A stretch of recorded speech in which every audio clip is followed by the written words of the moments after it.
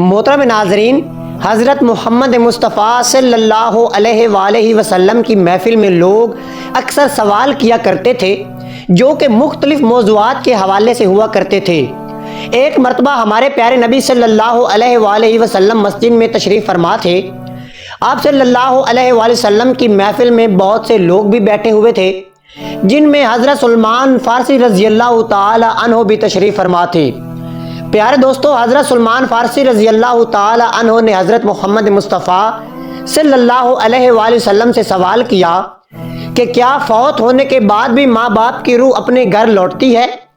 اس سوال کے جواب میں حضرت محمد مصطفیٰ صلی اللہ علیہ وسلم نے کیا جواب عرض کیا، آج کی اس ویڈیو میں ہم آپ کو اس کے بارے میں بتائیں گے اور یہ بھی بتائیں گے کہ ماں باپ کی روحیں کس دن گھر پر آتی ہیں۔ ناظرین، سب سے پہلے اگر آپ ہمارے چینل پر نئے ہیں تو ہمارے چینل کو سبسکرائب ضرور کر لیجئے۔ پیارے دوستو، پہلے آپ کو حضرت محمد مصطفیٰ صلی اللہ علیہ وسلم کا جواب بتاتے ہیں اور پھر آپ کو روح کی آزادانہ حرکت کرنے کے بارے میں بھی چند روایات بتائیں گے۔ حضرت سلمان فارسی رضی اللہ تعالی عنہ کے سوال کے جواب میں ہمارے پیارے نبی حضرت محمد مصطفیٰ صلی اللہ علیہ وآلہ وسلم نے فرمایا کہ اے سلمان فارسی، یاد رکھو جب والدین فوت ہو جاتے ہیں تو ان کی روحیں اپنے گھر بچوں کے پاس آتی ہیں۔ وہ اپنی اولاد سے فریاد کرتی ہیں، آہ و بکا کرتی ہیں اور اپنی اولاد سے یہ سوال کرتی ہیں کہ صدقہ اور نیک اعمال کے ذریعے ان پر مہربانی کریں۔ وہ ان سے اپنے لیے دعاؤں کے لیے سوال کرتی ہیں۔ تو اس پر حضرت سلمان فارسی رضی اللہ تعالی عنہ نے عرض کیا، یا رسول اللہ علیہ وسلم، ماں باپ کی روحیں کیوں واپس لوٹتی ہیں؟ آپ صلی اللہ علیہ وآلہ وسلم نے فرمایا کہ جب ماں باپ فوت ہو جاتے ہیں تو ان کا اپنا نامہ اعمال بند ہو جاتا ہے۔ مرنے کے بعد وہ اپنی اولاد اور اپنے رشتہ داروں کے محتاج ہو جاتے ہیں کہ کوئی ان کے نام پر صدقہ کرے، کوئی ان کے لیے نیک عمل کر کے احسان و ثواب کر دے تاکہ ان کے درجات بلند ہو سکیں یا ان کے عذاب میں کمی ہو سکے۔ یہی وجہ ہے کہ ماں باپ کی روحیں گھر لوٹتی ہیں اور فریاد کرتی ہیں کہ انہیں بھی دعاؤں میں یاد کیا جائے، ان کے لیے اعمال کیے جائیں اور صدقہ دیا جائے۔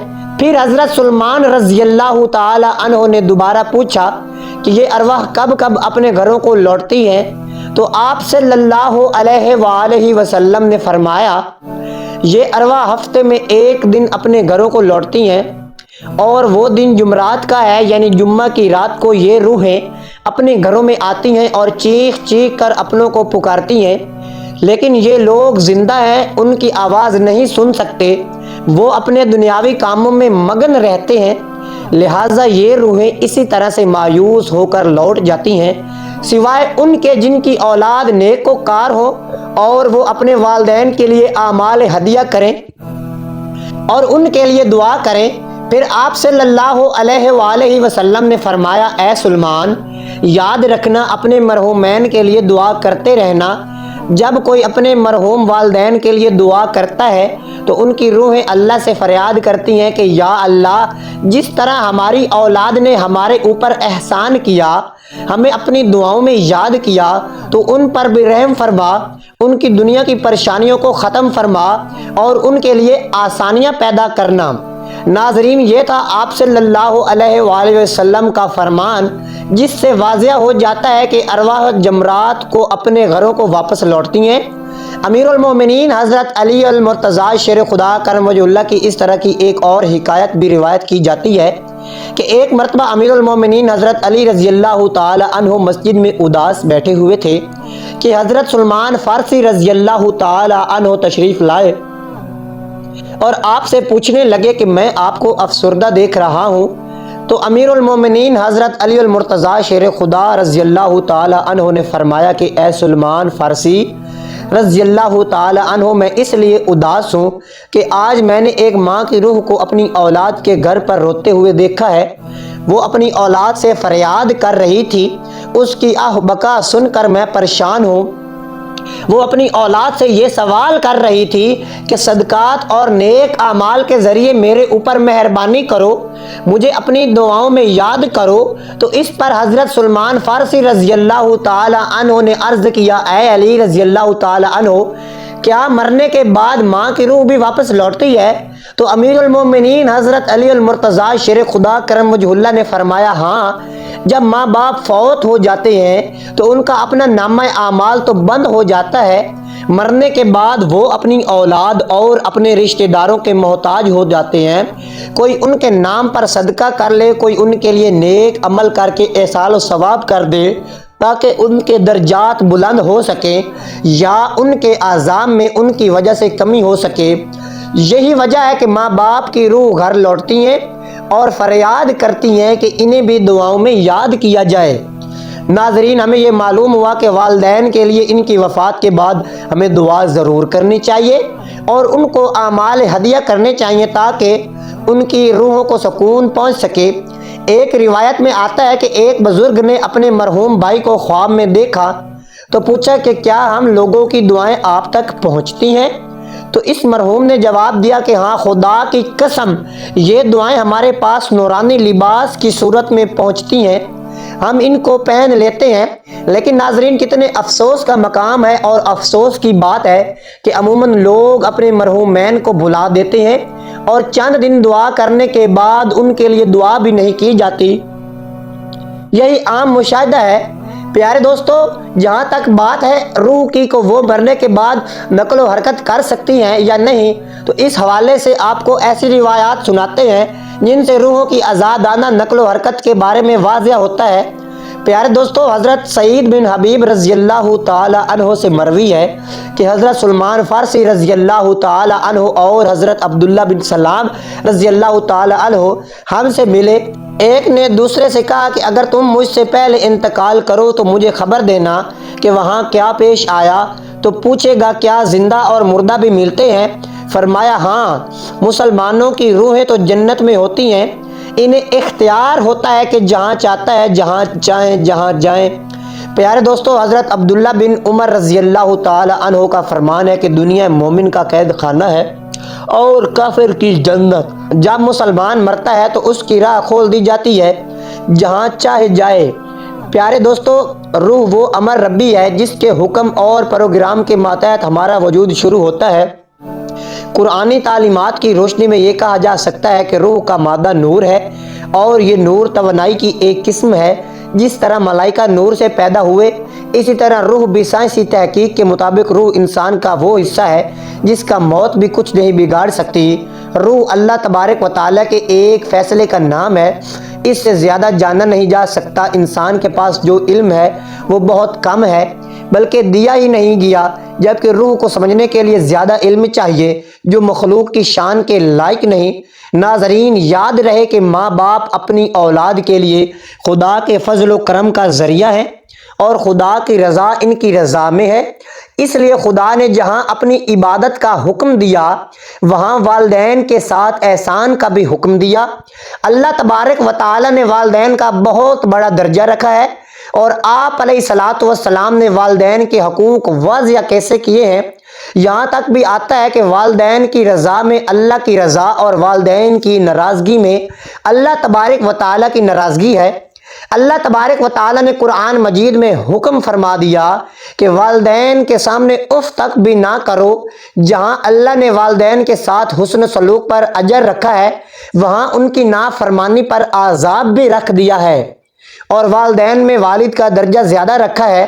زندگی کے اندر والدین کے ساتھ حسن سلوک کی تعلیم اور بھرنے کے بعد بھی ہمارا مذہب ہمیں یہ درس دیتا ہے کہ والدین کے لیے احسان و ثواب کرتے رہیں تاکہ ان کی کمی بیشی کو اللہ رب العزت معاف فرما کر ان کی بخشش کر دے، ان کے درجات کو آپ کی دعاؤں اور نیک اعمال کی وجہ سے بلند فرماتا رہے۔ ایک مرتبہ حضرت علی رضی اللہ تعالی عنہ نماز جمعہ کی تیاری فرما رہے تھے۔ خطبہ شروع ہوا تو آپ رضی اللہ تعالی عنہ روح کے بارے میں اہم ارشادات فرمانے لگے۔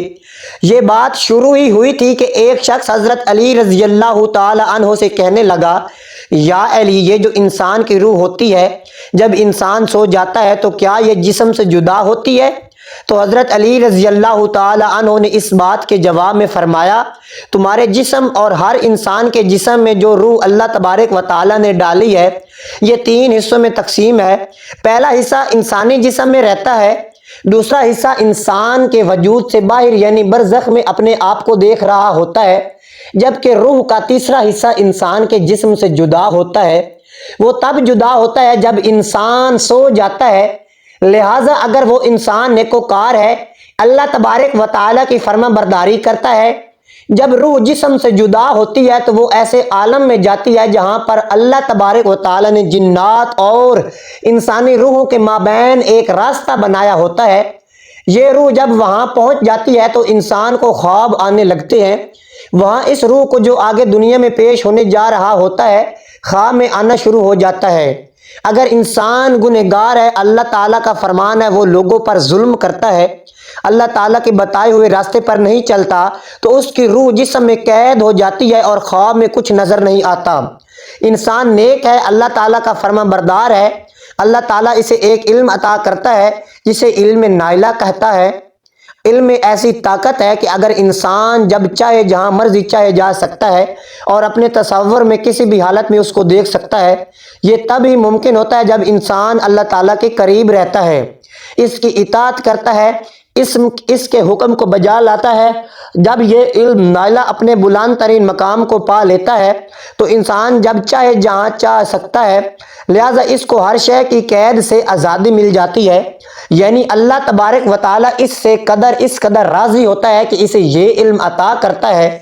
پیارے دوستو، حضرت علی المرتضیٰ شیر خدا کرم وجہ اللہ نے یہ بھی فرمایا ہے کہ اللہ تبارک و تعالیٰ نے علم کے خزانے انسانوں کے لیے کھول کر رکھ دیے ہیں، مگر افسوس انسانوں کی اپنی غفلت کی وجہ سے وہ اس نعمت سے یعنی علم کے خزانوں سے بہت ہی دور ہیں۔ نیند کے دوران روح کا بدن سے نکلنا، اس حوالے سے قرآن پاک میں ارشاد فرمایا گیا ہے۔ سورۃ الزمر میں اللہ تبارک و تعالیٰ نے ارشاد فرمایا ہے، جس کا مفہوم ہے کہ اللہ تعالیٰ جانوں کو ان کی موت کے وقت قبض کر لیتا ہے، اور ان جانوں کو موت نہیں آئی ہے اور ان کی نیند کی حالت میں ان کو روک لیتا ہے جن پر موت کا حکم صادر ہو چکا ہے، اور دوسری جانوں کو مقرر وقت تک چھوڑے رکھتا ہے۔ بے شک اس میں ان لوگوں کے لیے نشانیاں ہیں جو غور و فکر کرتے ہیں۔ روح کی دو قسمیں ہیں، ایک حیوانی اور دوسری سیرانی۔ حیوانی وہ ہے جو نیند کی حالت میں موجود رہتی ہے، اس لیے انسان زندہ رہتا ہے۔ اگر یہ چلی جائے تو انسان مر جاتا ہے، جسم سے فقط رابطہ توڑا جاتا ہے۔ دوسری روح کی قسم ہے وہ اپنی سیرانی یعنی نیند کے وقت نکل جاتی ہے، سیر کرتی رہتی ہے۔ پھر انسان خواب میں جو کچھ دیکھتا ہے وہ اس روح کی مدد سے دیکھتا ہے جو گھومتی پھرتی رہتی ہے۔ انسان جب نیند سے بیدار ہوتا ہے تو یہ روح بھی واپس آ جاتی ہے۔ بے شک اللہ تعالیٰ ہر چیز کو پیدا کرنے والا ہے۔ حضرت ابو سعید رضی اللہ تعالی عنہ سے روایت ہے کہ حضور نبی کریم صلی اللہ علیہ وآلہ وسلم نے فرمایا، لوگوں اپنی موت کو یاد کیا کرو، قبر ہر دن اپنے مردوں سے اعلان کرتی ہے کہ میں غربت اور تنہائی کا گھر ہوں، کیڑے مکوڑوں کا گھر ہوں، مٹی کا ڈھیر ہوں۔ جب مومن کو دفن کیا جاتا ہے تو قبر اسے مرحبا کہہ کر خوشخبری دیتی ہے کہ میری پشت پر چلنے والوں میں سے تو بڑا محبوب تھا، آج میں تیری ہو گئی تو میرے پاس آ گیا، آج میرا احسان دیکھ۔ کہ یہ قبر کہہ کر قبر کشادہ ہو جاتی ہے اور جنت کا دروازہ کھول دیا جاتا ہے جہاں اس کو تازی ہوا آتی ہے۔ پیارے دوستو، آج کی ہماری ویڈیو کا جو مین مقصد تھا وہ یہی تھا، آپ کو بتانا کہ ہمارے والدین، ہم مسلمانوں کا یہ عقیدہ ہونا چاہیے کہ ہمارے والدین جو اس دنیا فانی سے رخصت پا گئے ہیں اور جب ان کی روحیں ہمارے گھر آتی ہیں تو وہ واپس نہ لوٹیں۔ تو پیارے دوستو، ان کے لیے صدقات و خیرات اور اچھے اعمال کا اہتمام کرنا چاہیے تاکہ ہم ان کو بخش سکیں، اور زیادہ سے زیادہ ہم قرآن پڑھ کے یا صدقات و خیرات ان کے نام سے کر کے ان کو احسان و ثواب کریں، کلام اور توام کی صورت میں۔ تو پیارے دوستو، جتنا ہو سکے آپ سے گزارش ہے کہ آپ اس ویڈیو پر عمل کریں، اور جن کے والدین زندہ ہیں وہ ان کی فرما برداری کریں اور جنت کی خوشنودی حاصل کریں، اور جن کے والدین اس دنیا فانی سے رخصت پا گئے ہیں اللہ تبارک و تعالی ہر ایک کے والدین کو جنت الفردوس میں اعلیٰ سے اعلیٰ مقام عطا فرمائے، اور اپنے والدین کے لیے احسان و ثواب کرتے رہیں۔ آج کی ہماری ویڈیو یہی تھی۔ اگر آپ کو ہماری ویڈیو سے کچھ بھی فائدہ حاصل ہوتا ہے تو پلیز ہمارے چینل کو سبسکرائب کر لیں اور ہماری ویڈیو کو آخر تک ضرور دیکھا کریں۔